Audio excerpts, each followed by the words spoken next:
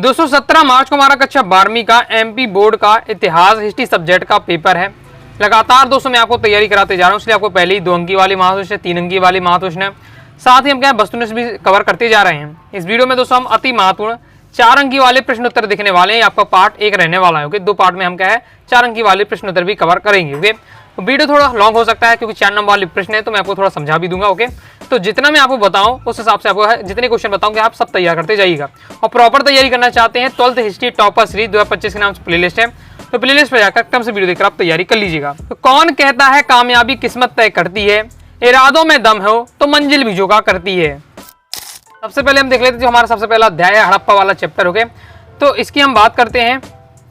तो यहाँ से दोस्तों आपका फिक्स नहीं है, यानी आपका 3 नंबर क्वेश्चन बन सकता है, 4 नंबर क्वेश्चन बन सकता है। हाई चांस है आपका 4 नंबर क्वेश्चन बन जाओगे। तो मैं आपको है यहाँ इस पहले वाले चैप्टर से पूरा आपको सिलेक्टेड लॉन्ग टाइप बता रहा हूँ, तो हो सकता है आपका 3 नंबर में आ जाए, 4 नंबर में। ओके, लेकिन जो क्वेश्चन टॉपिक बता रहा हूँ तैयार करना है। पहले हड़प्पा सभ्यता के किन्हीं 2 महत्वपूर्ण नगरों का संक्षिप्त वर्णन दीजिए। हड़प्पा सभ्यता में कई सारे नगर थे, लेकिन आपको 2 नगर बताना, उनके बारे में लिखना है। पहला तो हड़प्पा सभ्यता में हड़प्पा ही नगर है, और इस सभ्यता का एक महत्वपूर्ण का है, ये प्रमुख स्थल है। यह नगर का वर्तमान में पाकिस्तान के पंजाब के मोंटीगुटमिरी जिले में स्थित है। इस नगर का आकार और यहाँ में उपलब्ध सामग्री के आधार पर यह माना जाता है कि यह नगर का विस्तृत हड़प्पा सभ्यता की उत्तरी भाग की राजधानी रहा होगा। ओके, ये पढ़ते ही आपको क्या चीजें समझ में आ जाएगी। अब मोहनजोदड़ो की बात करते हैं, तो मोहनजोदड़ो भी क्या है इस सभ्यता का एक प्रमुख नगर है। मोहनजोदड़ो वर्तमान में पाकिस्तान के सिंध प्रांत के लड़काना जिले में स्थित है। मोहनजोदड़ो का शाब्दिक अर्थ होता है मृतकों का टीला। ऑब्जेक्ट पूछा जाता है अक्सर। इस नगर का यह नाम इसका कारण यह है कि पड़ा क्योंकि इस नगर का क्या है खुदाई में 7 परतें मिली। इससे अनुमान लगाया जाता है कि यह नगर 7 बार बना होगा और क्या है 7 बार बसा होगा और 7 बार क्या नष्ट हो गया होगा। इस नगर का निर्माण एक निश्चित योजना के आधार पर किया गया था। क्लियर है। नेक्स्ट हमारा क्वेश्चन है हड़प्पा सभ्यता की नगर योजना। हड़प्पा सभ्यता में किस प्रकार की नगर योजना थी? तो हड़प्पा सभ्यता, हड़प्पा और मोहनजोदड़ो की खुदाई से पता चलता है कि हड़प्पा सभ्यता एक नगर सभ्यता थी। इस सभ्यता में नगर एक निश्चित योजना के अनुसार बनाया गया था। नगरों में चौड़ी चौड़ी सड़कें पूर्व से पश्चिम और उत्तर से दक्षिण की दिशा की ओर जाती हैं, जो प्राय एक दूसरे पर समकोण पर उतारती थी। यानी ग्रिड पद्धति से पूरी ये हड़प्पा सभ्यता की जो सड़क योजना थी पूरी तैयार की गई थी। पूरी नगर योजना की बताना कि नगर किस प्रकार से बना हुआ था। इस प्रकार से प्रत्येक नगर अनेक खंडों में अर्थात मोहल्लों में बट जाता था। प्रमुख सड़कों में गलियां निकली होती थी जो 1 से 2 मीटर चौड़ी होती थी। मोहनजोदड़ो में एक 11 मीटर चौड़ी सड़क भी थी जो संभवतः राजमार्ग रही होगी। इस प्रकार से दिया हुआ फिर इसके जल निकासी के बारे में बताया जा रहा है। साथ ही जो मकान बने थे पक्की ईंटों के बने हुए थे। रोशनदार स्नानागार, रसोई घर, आंगन, कुएं ये सब भी मिले हैं। तो ये समय क्या है इससे पता चल जाता है कि क्या है जो इसकी नगर योजना थी एकदम क्या है बहुत ज़्यादा व्यवस्थित थी। आगे नेक्स्ट क्वेश्चन है हड़प्पाई लोग अपने जीवन निर्वाह के लिए कौन कौन से साधन अपनाते, संक्षेप में आपको बताना है। तो अपने जीवन निर्वाह के लिए कौन कौन से साधन अपनाते थे? सिंपल आपका दिया है, कृषि करते थे, पशुपालन करते थे, शिल्प तथा अन्य उद्योग धंधे किया करते थे। सिंपल टॉपिक है, पढ़ते ही आपको समझ में आ जाएगा। जैसे हड़प्पा सभ्यता के पुरास्थलों से प्राप्त मोहरों के विषय में आप क्या जानते हैं, इन मोहरों के क्या उपयोग है? इसमें आपको क्या है हड़प्पा सभ्यता की मोहरों के बारे में बताना है। तो हड़प्पा सभ्यता के अंतर्गत विभिन्न स्थलों का उत्खनन के माध्यम से 2000 से भी अधिक मोहरें प्राप्त हुई हैं। ये मोहरें हड़प्पा सभ्यता की महत्वपूर्ण कलाकृतियां मानी जाती हैं। मोहरों तथा मुद्रांकन का प्रयोग लंबी दूरी संपर्क को सुविधाजनक बनाने के लिए किया जाता था। अनुमान लगाया जाता है कि जब सामान में भरा थैला या बोरा एक स्थान से दूसरे स्थान तक ले जाना है तो उसके मुंह बांधकर गीली मिट्टी लगाकर उसमें क्या है जाती थी। तत्पश्चात एक या अधिक मोहरे का दबा दिया जाता था, यानी निशानी के लिए। हो गया एक बार से ये सीलबंद की भी होता था, साथ ही निशानी के लिए, क्योंकि मोहर बताती थी कि किस एरिया से आया है। तो क्या किया जाता था कोई भी सामान को पैक करते समय उसके ऊपर जब मुंह बंद किया जाता तो गीली मिट्टी लगाकर इसकी मोहर लगा दी जाती थी। तो ये मोहर की यहाँ छाप पड़ जाती है। इसका मुद्रांकन अछोड़ता उक्त सामान की सुरक्षा का प्रतीक था, साथ ही इसका प्रेषक की पहचान का भी पता चलता था। तो ये मोहर के बारे में बताया जा रहा है। जो मोहरों का आकार था वर्गाकार, गोलाकार, हर प्रकार की होती थी। मोहरों में मुख्यतः बैल, गैना, हाथी, 12 सिंह की आकृति बनी होती थी। नेक्स्ट क्वेश्चन है हड़प्पा सभ्यता के विनाश के कारण। एमपी बोर्ड एग्जाम 24 में क्वेश्चन आ चुका है, तो कम ही चांस है। ओके, हड़प्पा सभ्यता के विनाश की बात करते हैं, पतन की बात करते हैं, कोई फिक्स कारण नहीं है। ओके, हर विद्वान के अपने अपने अनुसार बताता है। कोई कहते हैं कि क्या बाहरी आक्रमण हुए, ओके, जिससे क्या ये सभ्यता नष्ट हो गई। कोई कहता है कि जलवायु परिवर्तन हुआ, या फिर कोई कहता है बाढ़ आ गई, कोई कहता है भूकंप आ गया। इस प्रकार से ये सब आपके क्या है बाढ़, भूकंप, जलवायु परिवर्तन, बाहरी आक्रमण, ये सब आपके हड़प्पा सभ्यता के पतन के कारण या विनाश के कारण है। ओके, सिंपल आपका दिया हुआ है, पढ़ते ही आपको क्या समझ में आ जाएगा। ओके, आगे नेक्स्ट हमारा है हड़प्पा सभ्यता के अंतर्गत कला के विकास के विवरण प्रस्तुत कीजिए। एमपी बोर्ड एग्जाम 20 में क्वेश्चन आता रिपीट हो सकता है। हड़प्पा सभ्यता के अंतर्गत कला का विकास किस प्रकार से हुआ? तो पहले स्थापत्य कला के बारे में दिया जा रहा है। स्थापत्य कला के अंतर्गत भवन निर्माण कला को आपको बताना कि मोहनजोदड़ो में भवन कला का निर्माण किस प्रकार थी। फिर मूर्ति कला है। तो यहाँ जो आपके क्वेश्चन आंसर है एक दूसरे कनेक्ट हो गए। जैसे पहले वाले में हमने क्या है पढ़ा है किसके बारे में, भवन के निर्माण के बारे में देखा है, तो बस वही बातें आपको अगर क्लियर है तो आपको बता देनी है। फिर मूर्ति कला किस प्रकार से थी, चित्रकला और संगीत एवं नृत्य, धातु कला, ये सभी आपके दिए हैं हड़प्पा सभ्यता के अंतर्गत कलाओं के बारे में। कला आपकी बताए जा रहे हैं कि स्थापत्य कला किस प्रकार से थी, मूर्ति कला किस प्रकार से थी, चित्रकला के बारे में, संगीत और नृत्य कला के बारे में, और धातु कला किस प्रकार से थी। इसके बाद नेक्स्ट हमारा क्वेश्चन, ये भी क्वेश्चन आपका एमपीबीडी एग्जाम 24 में आ चुका है कि आपका क्या है, क्या आप इस तथ्य से सहमत है कि हड़प्पा सभ्यता के शहरों के जल निकासी प्रणाली या नगर योजना की ओर संकेत करती थी। अपने उत्तर का क्या है कारण बताइए। एक बार से आपको क्या है हड़प्पा सभ्यता की जल निकासी प्रणाली के बारे में आपको समझाना है। जल निकासी प्रणाली संबंधी क्वेश्चन आएगा आपको इस बार से रहने वाला है कि हड़प्पा में जल निकासी प्रणाली किस प्रकार से थी। एमपीबीडी एग्जाम 24 में आ चुका है तो कम ही चांस है, लेकिन यहाँ आपको बताया जा रहा है कि जल व्यवस्था किस प्रकार से थी। तो आप पॉइंट वाइज पॉइंट बताया जा रहा है, ये आपको पढ़ के समझ में आ जाएगी। सिंपल आपका रहने वाला है। ओके, आप पढ़ो सबको लीजिएगा, लेकिन ज़्यादा आपको क्या है मेहनत नहीं करनी है। बाकी अदर जो क्वेश्चन बताएं मैं आपको क्या पूरे फोकस से पढ़िएगा। आगे नेक्स्ट देख लेते हैं। नेक्स्ट हमारा क्वेश्चन रहने वाला है हड़प्पा सभ्यता की नगर योजना व्यवस्था के 3 बिंदुओं पर प्रकाश डालिए। एमपीबीडी एग्जाम 20 में आता तो ये आपका रिपीट हो सकता है। अब यहाँ नगर योजना व्यवस्था बतानी थी, इसमें भी नगर योजना की व्यवस्था बतानी है। इस सड़कों के बारे में बताया जा रहा है। फिर सफाई का प्रबंध किस प्रकार से था, भवन निर्माण किस प्रकार से था, फिर सार्वजनिक स्नानागार भी थे, अन्नागार और भोजनालय मिले हैं, और कुआं का प्रबंधन। इन पॉइंटों के माध्यम से हड़प्पा सभ्यता की नगर योजना की व्यवस्था को बताया जा रहा है। सिंपल आपको है, पढ़ते ही आपको समझ आएगा। जिस प्रकार से पेपर लिखना है, देखिए हेडिंग दी हुई है और 2 लाइन दी हुई है। मैन भी जब कोई भी आप क्वेश्चन का सॉल्यूशन तैयार करें तो हेडिंग आपको बिल्कुल परफेक्ट तैयार कर लेनी है। इस टाइप का क्वेश्चन पूछा जाता तो मुझे इन पॉइंटों के अंतर्गत बताने हैं। ओके, बाकी अगर पॉइंट याद आ जाते तो उसके बारे में आप जरूर 2 लाइन आपको लिख पाएंगे अंदर। ओके, आगे देख लेते हैं। नेक्स्ट अध्याय आ जाता है हमारा राजा किसानों नगर। यहाँ से देख लेते हैं। अब इस चैप्टर की बात करें तो ये भी आपका फिक्स नहीं है, 3 नंबर का क्वेश्चन आ जाता है और 4 नंबर का भी आ सकता है, लेकिन जो इस चैप्टर से सिलेक्टेड है लॉन्ग टाइप के वो देख लेते हैं। ओके, तो इसमें आपका है अभिलेखों के साक्ष्य की सीमा का वर्णन कीजिए। एमपीबीडी एग्जाम 23 में क्वेश्चन आया था, रिपीट होने के हाई चांस से पढ़ के रखना है। यह क्वेश्चन इस प्रकार से आपका आ सकता है, इतिहासकार के पुनर्निर्माण में अभिलेखों को महत्व को स्पष्ट कीजिए। यह अभिलेखों के साक्ष्यों की सीमाएं लिखिए। तो देख लेते साक्ष्यों की क्या क्या सीमाएं होती हैं। तो इतिहास निर्माण की दृष्टि से अभिलेखों का सर्वाधिक महत्व होता है। जो अभिलेख मिलते हैं, जैसे अशोक ने बहुत सारे अभिलेख लिखवाए, ओके, तो अगर अभिलेखों को हम क्या है उनको देख लेते हैं कि बारे में, अगर उनकी जो उनकी भाषा को पढ़ लेते हैं, समझ लेते हैं, तो हमें पता चल जाएगा कि उस समय क्या क्या था। ओके, अशोक ने क्या बताना चाहते थे उस समय के बारे में। ओके, तो अभिलेखों से बहुत ज़्यादा जानकारी प्राप्त होती है। इसने प्राचीन भारत की सांस्कृतिक, राजनीतिक और धार्मिक जीवन की प्रमाणित जानकारी प्राप्त होती है। विद्वान इतिहासकार फ्लिट के शब्दों में, प्राचीन भारत की राजनीतिक इतिहास का ज्ञान हमें केवल अभिलेखों के धैर्यपूर्वक अध्ययन से ही प्राप्त हो जाता था। मतलब इतिहास का जो फ्लिट थे वो कहते थे अगर कुछ ना किया जाए, केवल जो अभिलेख हैं उनको ध्यानपूर्वक अध्ययन कर लिया जाए तो भी हमें क्या है प्राचीन भारत की राजनीति इतिहास के बारे में जानकारी प्राप्त हो जाएगी। वास्तव में अभिलेख तत्कालीन राजनीति एवं धार्मिक दशा पर विशेष रूप से प्रकाश डालते थे तथा राज्य की सीमाओं का निर्धारण, राजाओं के चरित्र व्यक्तित्व के विषय में अधिक जानकारी उपलब्ध कराते थे। अभिलेखों की संख्या अत्यधिक है तथा ये देश के विभिन्न भागों में क्या प्राप्त होते हैं। अधिकांश अभिलेख स्तंभ, शिला तथा गुफाओं पर उत्कीर्ण है, परंतु कुछ अभिलेख मूर्तियां ताम्र पत्तों पर भी क्या उत्कीर्ण किए गए हैं। अशोक के अभिलेख, प्रयाग प्रशस्ति लेख, हाथीनुमा, ये आपको एग्जाम्पल के साथ थोड़ा बताया जा रहा है कि ये सब अभिलेख है जिनसे हमें क्या जानकारी प्राप्त हो जाती है। क्लियर है, आगे देख लेते हैं। आगे बढ़ने से मैं बताना चाहूंगा पीडीएफ मटेरियल आप प्राप्त करना चाहते हैं हिस्ट्री सब्जेक्ट का, ओके, तो आप क्या है हिस्ट्री कोर्स को ज्वाइन कर सकते हैं। इसमें आपको all chapter important question answer, all chapter objective question answer, previous year paper, model paper, साथ ही 2 अंक, 3 अंक, 4 अंक वाले इस बार से अलग क्वेश्चन मैपिंग वाला दिया जाएगा। मतलब कंप्लीट आपको दिया जाएगा मटेरियल, पीडीएफ मटेरियल रहेगा, कम समय आप तैयारी कर पाएंगे और अपने बार रिवीजन कर पाएंगे।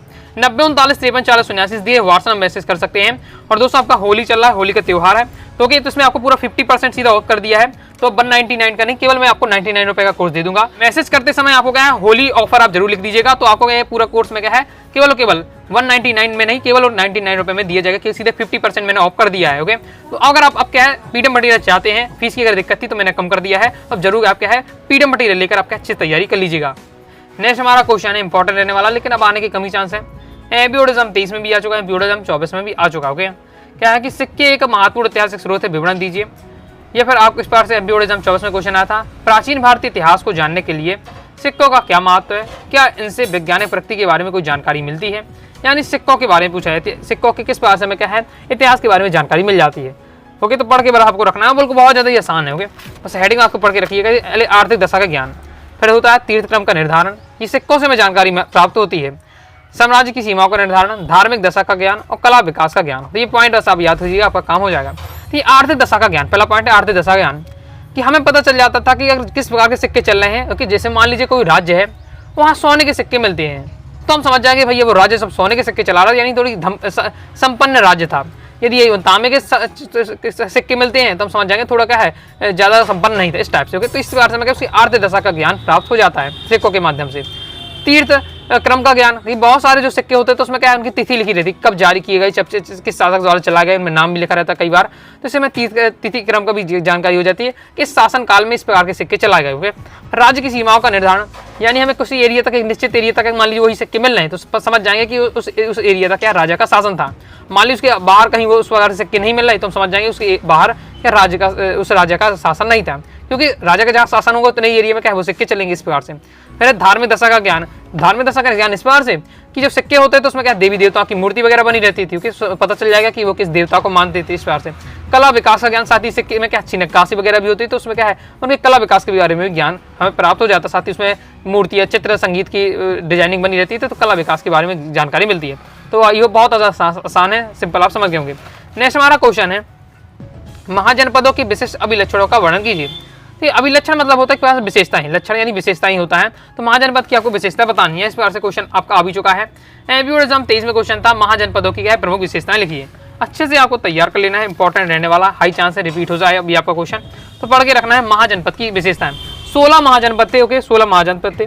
16 के 16 महाजनपद के नाम याद नहीं है तो आपको कुछ मेन आपको जरूर पता होना चाहिए। तो जैसे आपका मगध था, कौशल था, कुरु, पांचाल, गंधार, अवंती, ये सब आपके थे। ओके, जब दोस्तों आप क्या है आप इसके आप क्या क्लास 12 के बाद अगर एमपीपीएससी की तैयारी करते हैं, यूपीएससी की तैयारी करते हैं तो आपको क्या महाजनपद 16 महाजनपद सभी के नाम आपको पता होना चाहिए, 16 के 16 महाजनपद, और आपको उनकी राजधानी याद होनी चाहिए। वहाँ से क्या है आपके एमपीपीएससी यूपीएससी में ऐसा क्वेश्चन बनता है। ओके, तो फिर आपको क्या ट्रिक के माध्यम से याद करना पड़ेगा। जैसे मैं आपको बताऊँ 16 महाजनपद की ट्रिक क्या है, अनवा, कावा, बाज को मल्ला होगा, 5 6 कुरु शुरू, कामबंद, गंध शुरू। तो ये होता है, ये मैंने जो बताया आपको, ये आपका था 16 महाजनपद के नाम, यहाँ से आप याद कर सकते हो।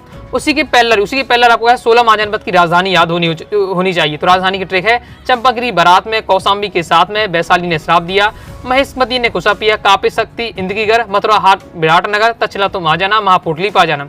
तो ये मैंने दोस्तों आपको बताई उनकी राजधानी। ओके, हर जनपद की राजधानी थी। तो जो पहली वाली ट्रिक थी वो महाजनपद के नाम थे, और उसके बाद ये जो सेकंड वाली है चंपागिरी बारात में, उसकी राजधानी थी। ओके, तो ये आपको जरूरत नहीं है लेकिन याद करने की, क्योंकि आपके पेपर में क्या है 16 महाजनपद लिखने के लिए नहीं आएगा, बस 4-5 आपको बेसिक पता होना चाहिए। बाकी आपको महाजनपद की विशेषता क्लियर होनी चाहिए। ओके, तो महाजनपद की विशेषता कौन कौन सी है, तो पहले तो आपको बेसिक बताया जाए। महाजनपद की विशेषता है कि महाजनपद का विकास हुआ था वो 600 ईस्वी पूर्व से आपका 320 ईस्वी पूर्व के मध्य हुआ था। तो महाजनपदों की संख्या कितनी, 16 थी। इनमें से लगभग 12 राजतंत्रीय राज्य थे और 4 गणतंत्रीय राज्य थे। तो इस काल में मगध, वत्स, अवंती, कौशल आदि सुप्रसिद्ध राजतंत्र थे, और बज्जी, काम, मल्ल, सूरसेन ये आपके गणराज्य थे। कोई राज्य अनेक राज्यों के संग हुआ करते थे। इस बार से दिए, और भी आप अपने हिसाब से और अच्छे बेस्ट इसका आंसर देख लीजिएगा। नेक्स्ट हम देख लेते हैं, मौर्य साम्राज्य की भारतीय इतिहास का एक प्रमुख काल क्यों माना जाता है। एमपी बोर्ड एग्जाम 22 में क्वेश्चन था, तो ये भी आपको रिपीट हो सकता है, तैयार करके रखना है। मौर्य साम्राज्य को भारतीय इतिहास में एक महत्वपूर्ण समय माना जाता, महत्वपूर्ण काल माना जाता। क्या रीजन है। ओके, और जो लैंग्वेज दी है वो सिंपल लैंग्वेज है, पढ़ते ही आपको समझ में आ जाएगा। क्योंकि प्राचीन भारत में स्थापित साम्राज्यों में मौर्य साम्राज्य सबसे पहला और सर्वाधिक विशाल साम्राज्य था। ओके, मौर्य साम्राज्य था जिसने क्या पूरे भारत में क्या है चाणक्य की सहायता से, ओके, चंद्रगुप्त मौर्य ने क्या पूरे मतलब लगभग भारत को पूरे भारत को कवर करने का प्रयास किया था। ऐसे एक विशाल साम्राज्य पहली बार हुआ था। ओके, 19वीं शताब्दी में जब इतिहासकारों ने भारत की आरंभिक इतिहास हो जाएगा इतिहास की रचना प्रारंभ की, तो उनके द्वारा मौर्य साम्राज्य को इतिहास में प्रमुख स्थान दिया गया। इत उत्साहित हो उठे प्राचीन भारत में साहसपूर्ण साम्राज्य का जन्म हुआ। इसी साम्राज्य में भारत के सर्वप्रथम राजनीतिक एकता स्थापित हुई। इस साम्राज्य में संस्थापक चंद्रगुप्त मौर्य थे, जिनकी गणना क्या भारत के महान शासकों में की जाती है। इसी साम्राज्य के प्रजा हितैषी शासक अशोक ने दिग्विजय के स्थान पर धम्म विजय की अपनी शासन नीति का आधार बनाया। संतृप्त मानवता को क्या शांति, सद्भावना और प्रेम का पाठ पढ़ाया। मौर्य साम्राज्य के अंतर्गत सम्राट अशोक की शासन नीतियां अत्यंत सराहनीय थी। मानवता की दीर्घकालीन इतिहास में कोई ऐसा उदाहरण नहीं मिला जिसमें किसी एक शक्तिशाली राजा ने अपने द्वारा पराजित लोगों के से इस तरह से के लिए क्या क्षमा मांगी हो। यानी पहली बार ऐसा था किसी ने क्या कि बहुत बड़ा युद्ध किया, जीत भी गया हो, लेकिन जो फिर उसने उसको अपना एहसास हुआ गलती का और उसने क्या सबसे क्षमा मांगी। जैसे अशोक ने क्या कलिंग का युद्ध जीत लिया था, फिर भी क्या उसे इसका पछतावा हुआ कि क्या इस युद्ध से क्या लाखों लोग मारे गए इस बार से हो गए। तो फिर उससे क्या है उसने युद्ध के स्थान पर क्या है धर्म को क्या है अपनाया, ओके, और धर्म तथा शांति का क्या है चारों ओर फैलाई, सद्भावना प्रेम ये सब की बातें की, ओके। तो यही यहाँ बताया जा रहा है। तो ये सब बहुत सारे से कारण बताए गए हैं जिसके कारण मौर्य साम्राज्य को भारतीय इतिहास का एक प्रमुख काल माना जाता है। क्लियर है? तो पढ़ते ही आपको समझ आ जाएगा, बहुत चीजें आपको सब पता ही होगी, बस आपको थोड़ा सेट कर लेना है किस बार से आपको क्वेश्चन का आंसर लिखना है। नेक्स्ट है मौर्यकालीन इतिहास जानने के प्रमुख साधनों का संक्षेप वर्णन कीजिए। इंपॉर्टेंट है, हाई चांसेस क्या आने के। अगर मौर्यकालीन इतिहास को हमें जानना है तो मेरे पास क्या क्या साधन है जानने के, क्योंकि अगर अभी आपको जानना है तो हम तो उस समय थे नहीं, हमें पता नहीं है कि मौर्य साम्राज्य में क्या कैसा हुआ होगा। तो हमें अगर उसके इतिहास के जानना है तो हम किन साधनों से जान सकते हैं, ये क्वेश्चन पूछे जा रहा है। अब यही क्वेश्चन आपका 2 नंबर में भी आ सकता है, 4 नंबर क्वेश्चन आ सकता है, ओके। 2 नंबर में आता तो केवल आपको पॉइंट बता देना, ओके। पॉइंट कैसे प्रकार से मैं आपको बताता हूँ। जैसे धार्मिक साहित्य के माध्यम से हम जान सकते हैं, विशाख दत्त की जो मुद्रा अक्षर है, कौटिल्य का अर्थशास्त्र, मैग्नीज की इंडिका है, अशोक के शिलालेख, तो इनके माध्यम से हम क्या है मौर्यकालीन इतिहास के बारे में जान सकते हैं। ये प्रमुख साधन है। 2 नंबर में आता केवल हेडिंग आपको लिखनी है, जैसा कि मैंने आपको 2 नंबर में पढ़ाया भी था, ओके। अब आपके 3 नंबर या 4 नंबर लॉन्ग में बनता है तो फिर आपको हर हेडिंग के अंतर्गत 2-2 लाइन उससे संबंधित आपको बतानी पड़ेगी। जैसे धार्मिक साहित्य के बारे में बात करते हैं तो धार्मिक साहित्य से हमें क्या जैन धर्म, बौद्ध धर्म के साहित्य के तत्कालीन सामाजिक और राजनीतिक दशा के बारे में पता चलता है। विशाख दत्त की मुद्रा राक्षस, याद रखना है विशाख दत्त ने कौन सी लिखी, मुद्रा राक्षस लिखी, ऑब्जेक्ट में पूछा जा सकता है।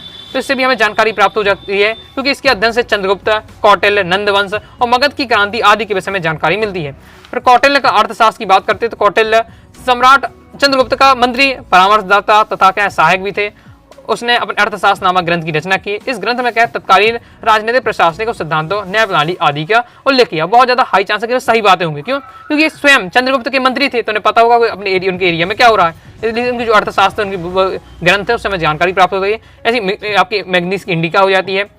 मैग्नीज को क्या है सेल्यूकस ने अपना राजदूत बनाकर चंद्रगुप्त मौर्य के दरबार में भेजा था।